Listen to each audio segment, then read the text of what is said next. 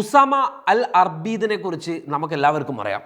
ഗസയിലെ ഇസ്രയേലിൻ്റെ നരനായാട്ട് തത്സമയം മാലോകർക്ക് മുൻപിലേക്ക് എത്തിച്ചുകൊണ്ടിരിക്കുന്ന മാധ്യമപ്രവർത്തകർ ഏറ്റവും കൂടുതൽ കൊല്ലപ്പെട്ട ഒരു യുദ്ധ ഇടം ഏത് എന്ന് ചോദിച്ചാൽ അത് ഗസയാണ്.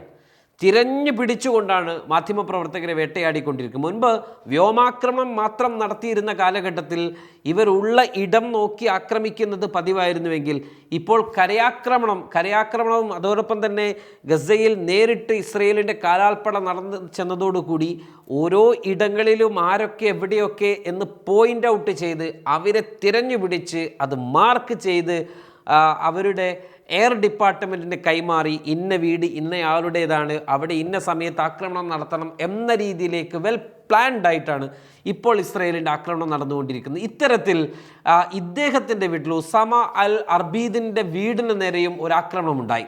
ആക്രമണത്തിൽ അദ്ദേഹത്തിൻ്റെ കുടുംബത്തിലെ 8 പേർ കൊല്ലപ്പെട്ടു. അതേസമയം അത്ഭുതകരമെന്ന് പറയാം, അർബീദ് വളരെ അത്ഭുതകരമായിക്കൊണ്ട് തന്നെ ഈ ആക്രമണത്തിൽ നിന്ന് രക്ഷപ്പെട്ടു വരുന്നതിൻ്റെ ചിത്രങ്ങൾ ഇപ്പോൾ പുറത്തു വന്നുകൊണ്ടിരിക്കുകയാണ്. പരിക്ക് പറ്റി തകർന്ന വീടിൻ്റെ ഉള്ളിൽ നിന്നും അദ്ദേഹം ഇങ്ങനെ ഇഴഞ്ഞ് വന്നുകൊണ്ടിരിക്കുന്ന രംഗമാണ് ഇപ്പോൾ നമ്മളൊക്കെ കണ്ടുകൊണ്ടിരിക്കുക. അദ്ദേഹത്തെ തകർന്നടിഞ്ഞ വീടിൻ്റെ അവശിഷ്ടങ്ങൾക്കിടയിൽ നിന്ന് വലിച്ചെടുത്തുകൊണ്ടാണ് പുറത്തെത്തിച്ചത് എന്നത് നമുക്കറിയാം.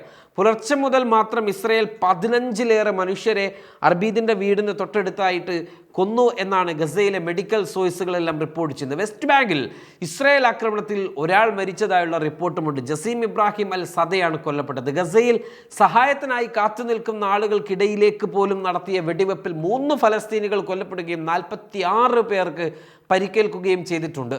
അതിനിടെ US മുന്നോട്ട് വെച്ച വെടിനിർത്തൽ പദ്ധതി ഹമാസ് അംഗീകരിച്ചെങ്കിലും ഇസ്രയേൽ തള്ളിയിരിക്കുകയാണ്. ഈ സാഹചര്യത്തിൽ US നിലപാട് മാറ്റി എന്നാണ് സൂചന. മുതിർന്ന US ഉദ്യോഗസ്ഥർ കരാർ അംഗീകരിക്കാൻ കഴിയില്ലെന്ന നിലപാടെടുത്തതായി റിപ്പോർട്ടുകളിൽ പറയുന്നു. ചർച്ചകൾക്ക് നേതൃത്വം നൽകിയ US പ്രസിഡന്റിന്റെ പ്രത്യേക പ്രതിനിധി സ്റ്റീവ് വിറ്റ്കോഫ് ആണ് ഹമാസിന്റെ ചില നിർദ്ദേശങ്ങൾ അംഗീകരിക്കാൻ ആകില്ല എന്ന് പറഞ്ഞുകൊണ്ട് പിന്മാറുകയും ചെയ്തത്. ഇക്കാര്യത്തിൽ താൻ മാത്രമല്ല തീരുമാനമെടുക്കുന്നതെന്നും പിന്നീട് വിറ്റ്കോഫ് പറഞ്ഞു. 70 ദിവസം നീളുന്ന വെടിനിർത്തലും ജീവനോടെയുള്ള 10 ഇസ്രയേൽ തടവുകാരെ വിട്ടുകൊടുക്കുകയുമാണ് കരാറിന്റെ പ്രധാന നിർദ്ദേശം. ഗസയിൽ നിന്ന് ഇസ്രയേൽ സേനയുടെ ഭാഗിക പിന്മാറ്റവും കരടിൽ ഉൾപ്പെടുത്തിയിരുന്നു.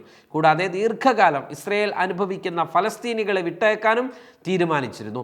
എന്നാൽ കരാറിനോട് ഇസ്രയേൽ വിയോജിപ്പ് പ്രകടിപ്പിച്ചതോടെ US കരാർ നടക്കില്ലെന്ന് നിലപാടെടുത്ത് പിറകോട്ടുപോയി.